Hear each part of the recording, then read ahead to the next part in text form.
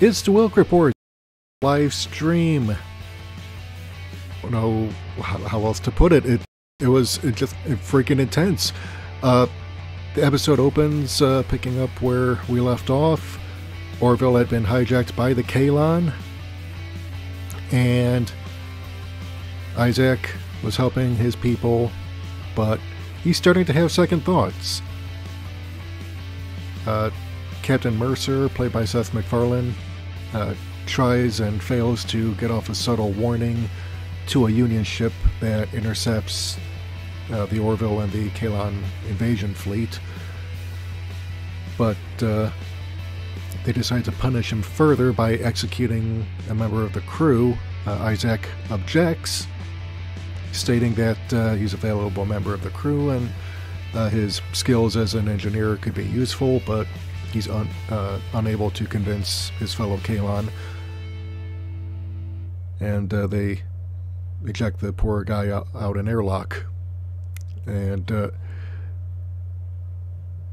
yeah, this is this is just freaking wow. It's one of those things where you just have to see it to believe it.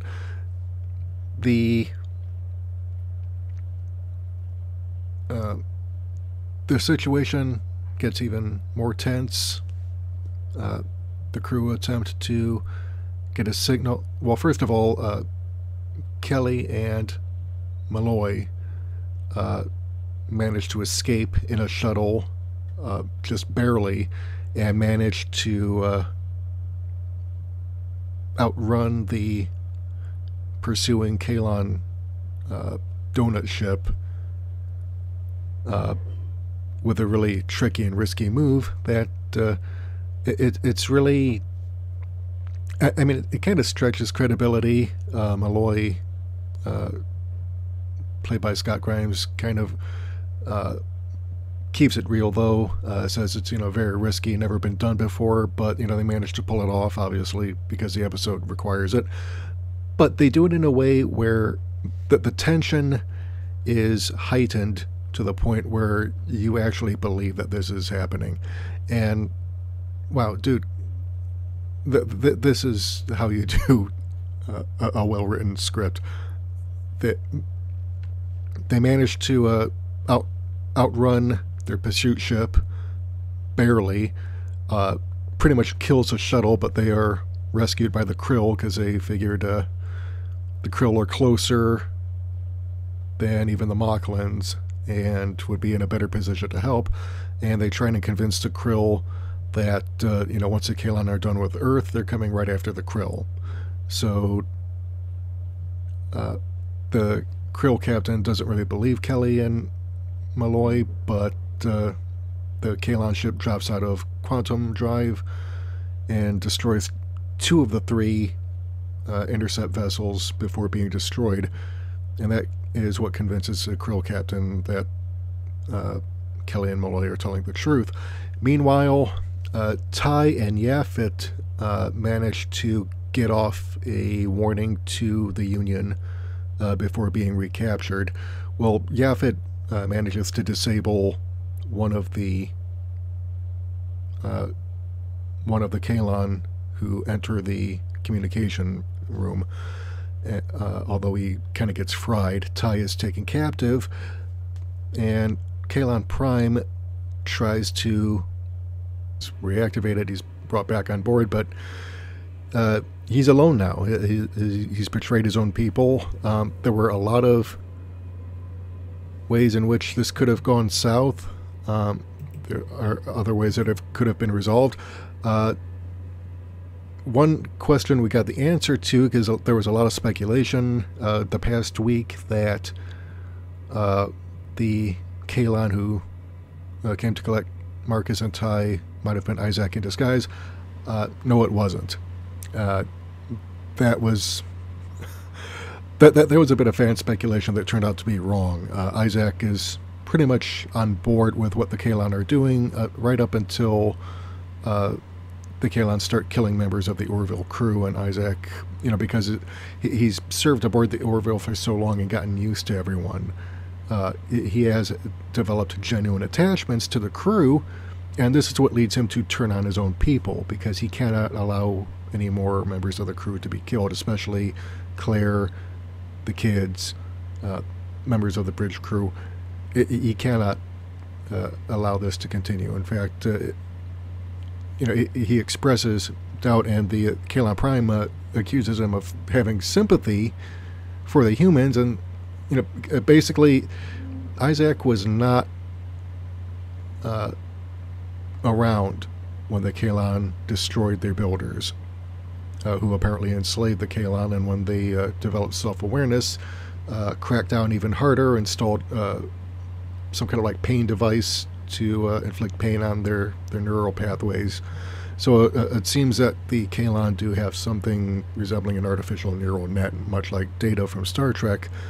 But they basically managed to overcome those and destroy their builders. But Kalon Prime basically, tries to lecture Isaac, saying, "Look, you were not there personally, even though, you know what we know about it. You've downloaded the information." Even has Isaac download a copy of the book Roots to try and convince him of why humans need to be exterminated. Because that's just my opinion, though. As for whether or not he was named after Asimov instead of Newton, but within the story, that's what he says. And after explaining this to Kalon Prime basically says, choose a different designation. Like, basically change your name, because you're becoming too human in your sympathies. So yeah, this is this is a kind of character development that you just don't see on STD, because no one stops to think about anything, no one plans anything out.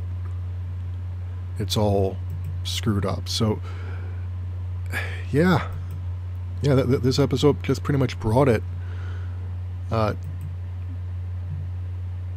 What I really liked about it, and this is, this is where things start to get really intense. The space battle. I mean, the stakes were really there. Like, if they don't succeed, this is it for Earth, and you actually see all this stuff taking place, and it's wow, dude. And the music. I kept getting hints of Star Wars and Star Trek in the battles music. It was just, you can tell there was a lot of inspiration coming from this. There's also Best of Both Worlds Part 1 and 2.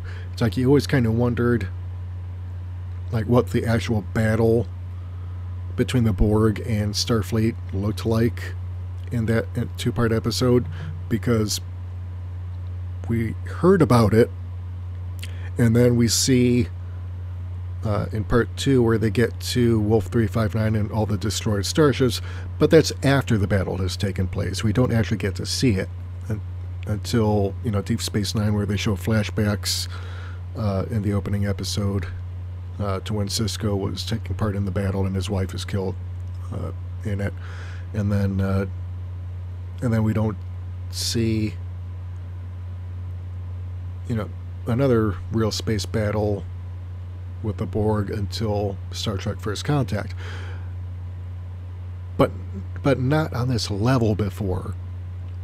This was like a true, war for survival.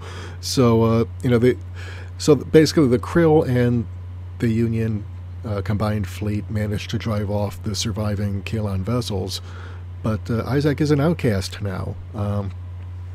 There was a lot of fan theories over the past week that he might have been a triple agent, that maybe he would try and either convince his people of the error of their ways, or their, find out some way to destroy them, neither of which really happened, at least not on the level that you would expect. But I kind of got to understand why the Kalon simply chose to destroy biological life forms in the rest of the galaxy, instead of doing what Larry and I discussed last time, Kalon Prime or the rest of the species does. And this is why he's more easily able to betray his people, because he doesn't have that primal connection to that event. He only knows about it secondhand or even third hand, because we don't know exactly how long after the Kalan destroyed their creators that he was built and activated. So, of my history, but I have no connection to it. There's a real sense of frustration on my part, because I don't want to idea of character development, I guess, is just moving from one sequence to the next and that's it. Well, no, you have to actually flesh out a character, give them a history, a backstory. Does this person have a job? Does that person like his or her icon to receive notifications whenever we upload new content? And if you want to support the channel, head over to our Patreon page or subscribe star page. Become a donor, help support the channel. We do want to diversify our viewing content. This means, getting onto Netflix, Hulu, other services where we can watch more stuff and bring our reviews